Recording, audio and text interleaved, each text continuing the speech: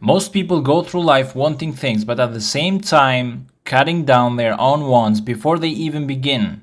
You might wish for freedom, wealth, love, or success, but the moment the desire appears, you immediately start reshaping it, making it smaller and more realistic, the things that you don't want. Why this happens? Because you are measuring everything against what you currently see in your life. You look at your bank account, job situation, health, age, or relationship, and you use those facts as the limits of what you are allowed to want. And today I'm going to talk about how not to doubt your desire and not condition it, because conditioning it will fail to manifest. And the reason men condition their desires is because they constantly judge after the appearances of being and see the things as real, forgetting that the only reality is the consciousness back of them.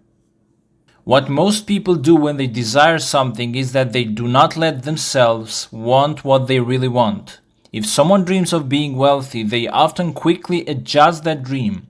Maybe I do not need to be rich, or maybe just a little more money is enough. Or I want X amount of monthly salary, but who knows how much time I need for it, or how much work do I have to do. And this process of cutting down your original desire is what Neville calls conditioning your desire. It's like people are constantly trimming their dreams so they fit inside what looks possible. Why do we do this? Is because of fear, doubt, and the mind's need for safety. And to want something far beyond what we see feels dangerous. The brain says don't set yourself up for disappointment, or don't hope for something that you cannot get. Why people shrink their desires is because they judge everything based on what life looks like right now. They look at their bank account with the present facts, and they look at their health, their age, their background, their education, and they use all these facts as the measure of what they are allowed to want. This is the mind's dependence on evidence. Humans are trained to believe only what the senses can confirm. If something cannot be proven right now, it feels unreal. And this creates a cycle of limitation. The more a person looks at their present conditions, the more they conclude, this is all there is for me. And that conclusion then shapes their desires, making them smaller and smaller. And people see their current life circumstances as final reality. If someone is broke, they believe that this is their truth. And if someone is lonely, they believe that loneliness defines them. And if someone is sick, they believe their illness is who they are. So they do not see these things as temporary expressions of their state of mind. They see them as solid facts, because they do not believe that can be changed. And this identification, the person fuses their sense of self with their situation.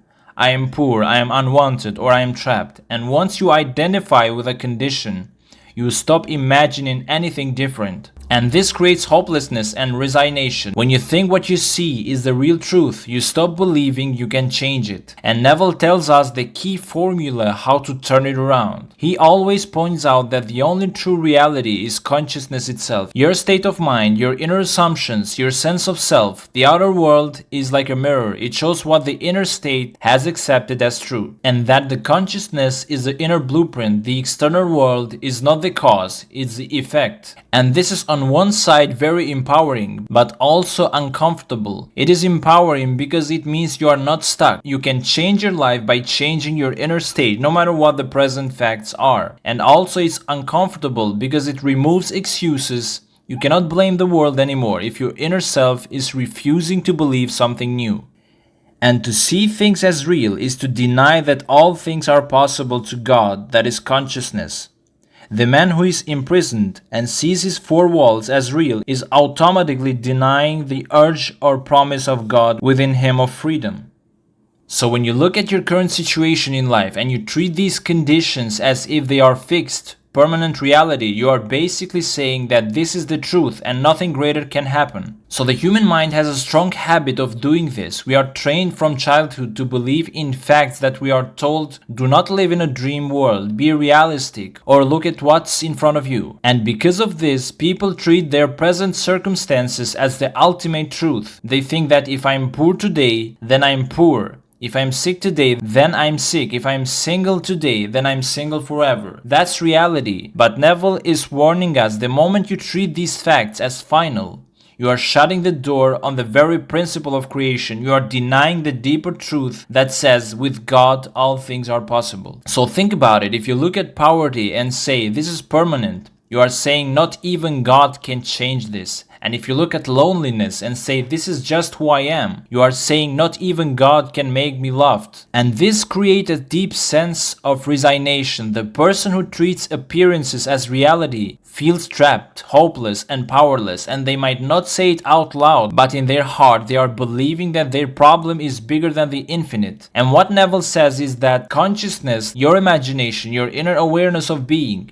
is the doorway through which God acts. The moment you stop believing in possibilities, you close that door. And to see only the outer world as real is like saying there are limits to God, and that's not true. So if you treat today's facts as final, you're basically saying nothing greater is possible, and that attitude blocks the very power that could change everything.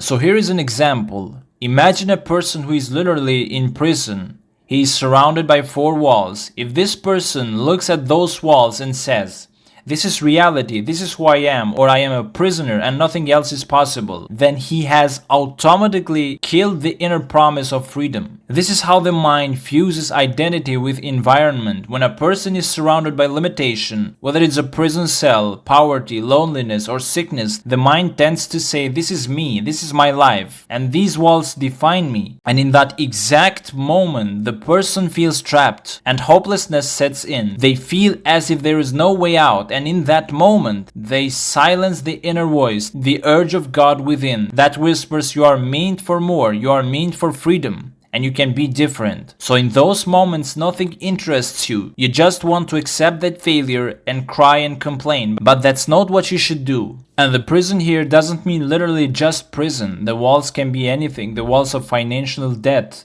the walls of a toxic relationship, or the walls of a sickness or weakness, even the walls of self-doubt and negative self-image. And if you look at these walls and accept them as the unchangeable truth of who you are, then you are denying the very possibility of change. You are saying no to the promise of freedom that is built into your very being. So this is the difference between a fixed mindset and a growth mindset. The fixed mindset says, this is who I am and nothing will change. But the growth mindset says, I can change this, I can grow, I can be free. And when you identify with the walls, you have chosen the fixed mindset. You have denied the divine urge to expand. And this is just like choosing despair over hope, and despair will kill creation. And the person who cannot imagine freedom will never experience it. So in very simple words, if you treat your limitations as the final truth, you are denying the inner voice that tells you freedom is possible.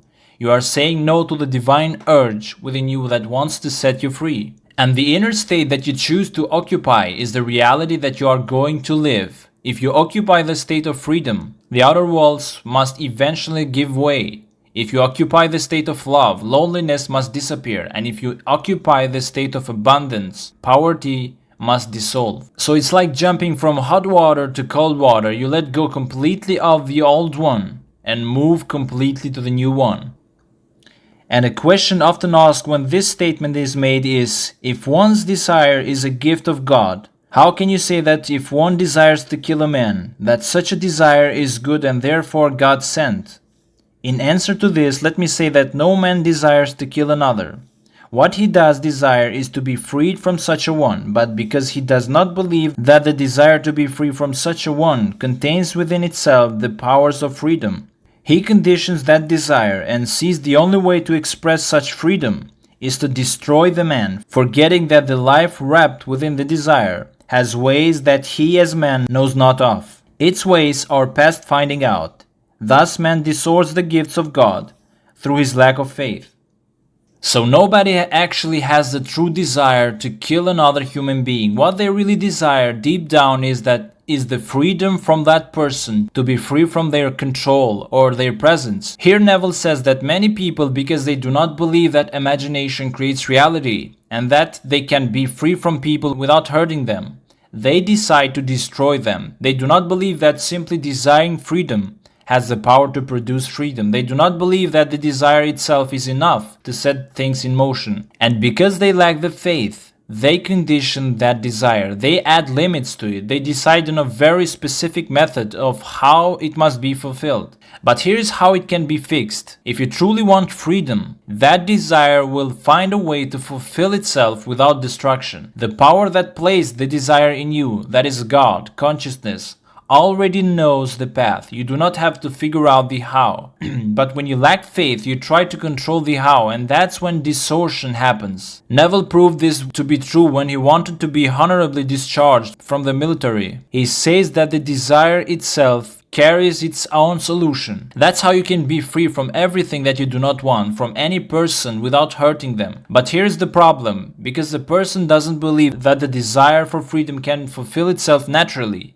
They twist it. They convince themselves that the only way to be free is through killing. And this is not the true desire. This is the disordered version. The truth is that every desire carries within it the power to fulfill itself. You do not have to force it. You do not have to come up with extreme solutions. If you trust the desire, if you have faith, it will unfold in a way that mostly you cannot predict. But if you lack faith, you will try to control it and end up turning something good into something destructive. So the whole point of this is to never let what you see decide what is possible. The facts of today are only the results of yesterday's state of mind. They are not permanent. They are not the final truth. The real power is always inside you, in your imagination, in the way you see yourself, in the state you choose to occupy. And the moment you accept appearances as final, you block yourself from change. But the moment you dare to see beyond them and believe in your inner vision, you open the door to freedom, to love, health, and abundance. Okay guys, I hope this video was helpful, and let me know in the comments, what are you affirming right now? What are the walls that you want to be freed from? Let me know in the comments below.